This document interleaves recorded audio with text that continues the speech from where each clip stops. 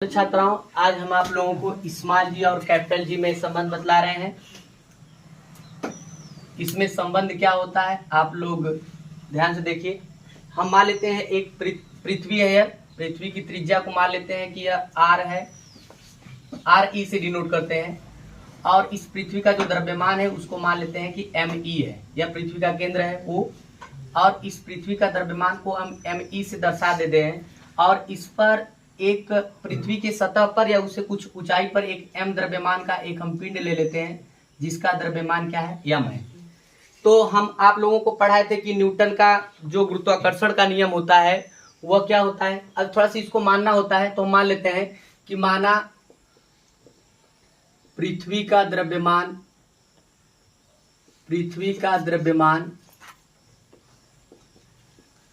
M E तथा त्रिज्या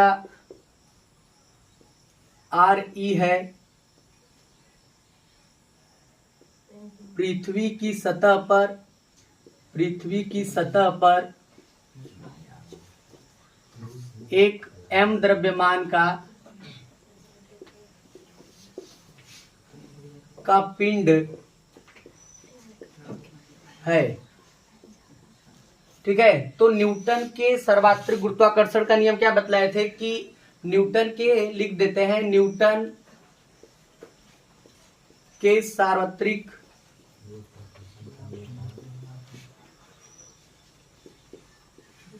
गुरुत्वाकर्षण के नियम से क्या होता है, F बराबर जी m1 m2 बटा के आर स्क्वायर। ये बतलाया गया था कि यदि ब्रह्मांड में दो पिंड स्थित होते हैं m1 m2, तो उन दोनों पिंडों के बीच जो लगने वाला गुरुत्वाकर्षण बल होता है वह दोनों पिंडों के गुणनफल के अनुक्रमानुपाती होता है और दोनों पिंडों के बीच की दूरी के वर्ग के व्युत्क्रमानुपाती होता है। ठीक है, तो यह F बराबर जी m1 m2 बटा के आर स्क्वायर से हम क्या लिख सकते हैं, ध्यान से देखिए। तो F बराबर लिखेंगे, यह कैपिटल जी है, जी का मान जस का तस रहेगा। m1 का मान हम मान लेते हैं कि ये पृथ्वी का द्रव्यमान है, m ई लिख देते हैं। और इसके बाद m2 जो है वह यहाँ पर एक पृथ्वी के सतह पर या इससे कुछ ऊंचाई पर एक m द्रव्यमान का पिंड रखा गया है, तो m2 की जगह हम m लिख देंगे। अब बटा के आर स्क्वायर का मतलब कि यह पृथ्वी की जो त्रिज्या होती है हम आर ई से डिनोट कर रहे हैं, तो यह हो जाएगा आर ई का स्क्वायर। ठीक है, इसे इक्वेशन नंबर 1 कर देते, समीकरण नंबर 1। समझ में आ रहा है।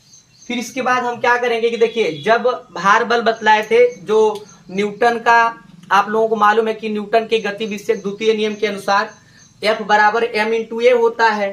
तो यहाँ पर जो न्यूटन का गति विषयक द्वितीय नियम है लिख देते हैं इसको। न्यूटन के गति विषयक द्वितीय नियम के अनुसार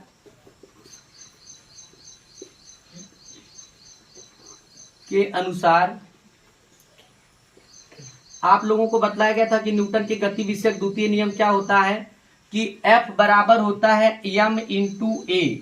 तो यम द्रव्यमान का कोई पिंड है, तो जब वस्तु ऊपर नीचे की ओर गति करता है तो हमें मालूम है कि जो त्वरण होता है, रेखीय त्वरण यानी ए ना लिखकर हम लोग क्या लिखते हैं, गुरुत्वीय त्वरण लिखते हैं, स्मॉल जी लिखते हैं। तो यह F बराबर क्या हो जाएगा, यम इंटू क्या होगा, जी होगा। और इसे हम इक्वेशन नंबर 1 कर देते हैं। तो समीकरण 1 तथा समीकरण 2 को देखो क्या होता है कि तुम्हें दिखाई दे रहा है कि समीकरण 1 और 2 में यह F बराबर जी एम ई एम बटा के आर ई का स्क्वायर है, F बराबर m इंटू जी है।